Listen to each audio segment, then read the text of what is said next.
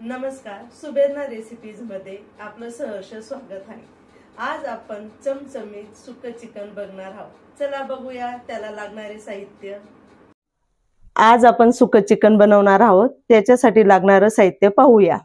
अर्धा kilo chicken, 1 वाटी खोबरं, अद्रक 1 इंच, 2 चमचे मिरची पावडर, 2 चमचे मीठ, अर्धा चमचा हळद, 2 चमचे धना, 2 चमचे लसूण पेस्ट आणि 2 चमचे चिकन मसाला।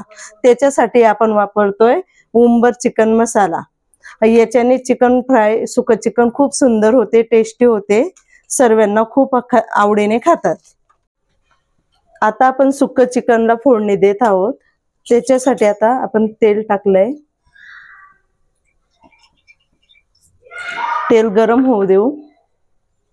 छान गरम तेल झालं की आपण खोबरा लसूण चटणी तयार करून घेतली। आता तुम्हाला सर्व साहित्य दाखवलं होतं, अशा प्रकारे आपण खोबरा लसूण चटणी बनवली।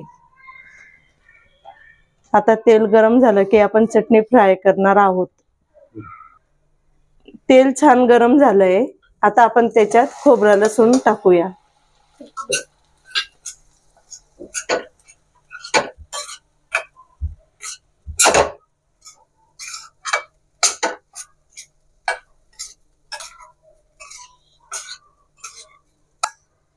आता आपण छान फ्राय करूया। तेल सुटेस्तोवर आपल्याला भाजायचंय।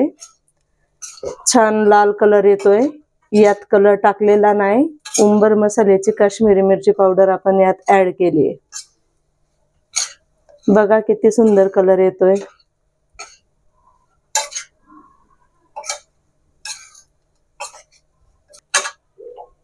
आता आपण चिकन मसाला टाकतोय उंबरचाच।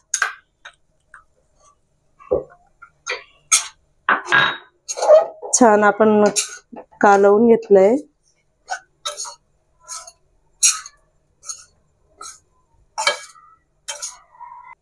आता हळद टाकतोय।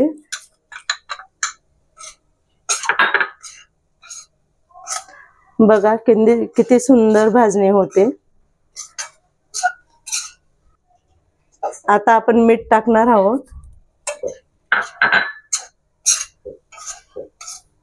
वाव, किती सुंदर वास सुटलाय, किती छान झाली बघा सुक्क चिकनची चटणी। हे बघा, आता चिकन मसाल्याला छान आपला तेल सुटलंय। तेल सुटेस्तोवर भाजणी करायची मस्त। तेल सुटल्यानंतर आता आपण त्यात चिकन टाकणार आहोत।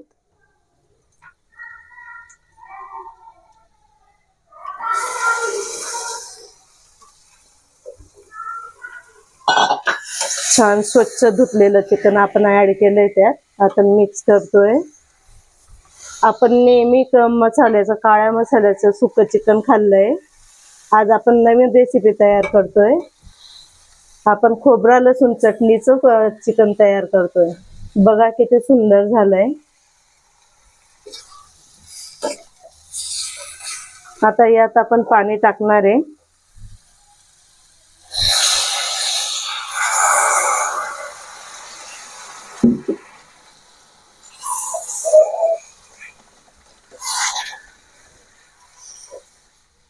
बघा किती सुंदर चिकन तयार झालंय सुक्क।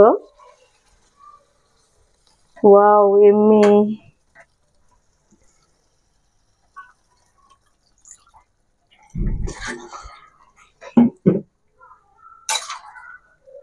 किती छान तेल सुटलंय बघा चिकनला।